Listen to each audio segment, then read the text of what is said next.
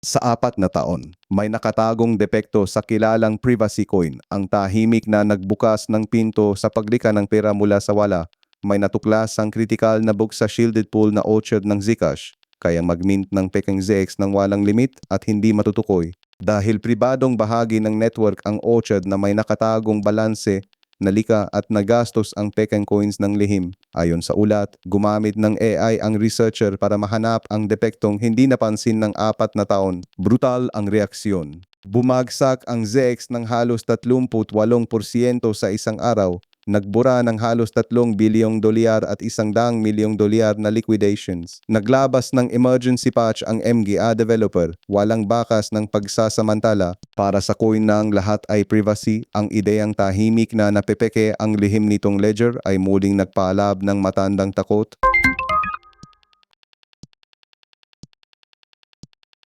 Malapit nang makatulong ang Bitcoin mo na bumili ng bahay ng hindi ibinebenta. Ang Coinbase kasama ang lender na Better ang nagpondo sa unang conventional mortgage na Fannie Mae-backed na gumagamit ng Bitcoin bilang collateral. Ayon sa ulat, isang mag-asawa sa Michigan ang unang nag-close nito.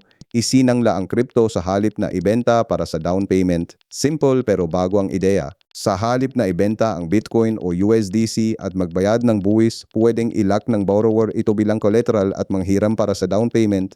Dahil Fannie Mae-backed ang loan, ang higanteng konektado sa gobyerno sa likod ng housing market ng US, nasa loob ito ng mainstream na pananalapi. Sabi ng Coinbase na inyong taginit ang nationwide rollout, unang beses na dadalhin ang crypto-backed home loans sa ordinaryong mamimili. Malinaw na senyales na pumapasok na ang digital assets sa pinakamalaking bilibili sa buhay ng karamihan.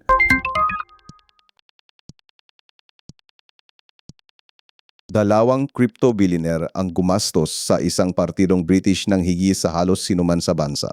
At ang pinili nila ang pinaka-crypto-friendly sa Britain. Ang Tetherlink billionaire na si Christopher Harbon at co-founder ng BitMEX na si Ben Delo ay nag-donate ng $1 milyon at $400,000 sa Reform UK, ang partidong pinamumunuan ng Brexit campaigner na si Nigel Farage noong unang quarter.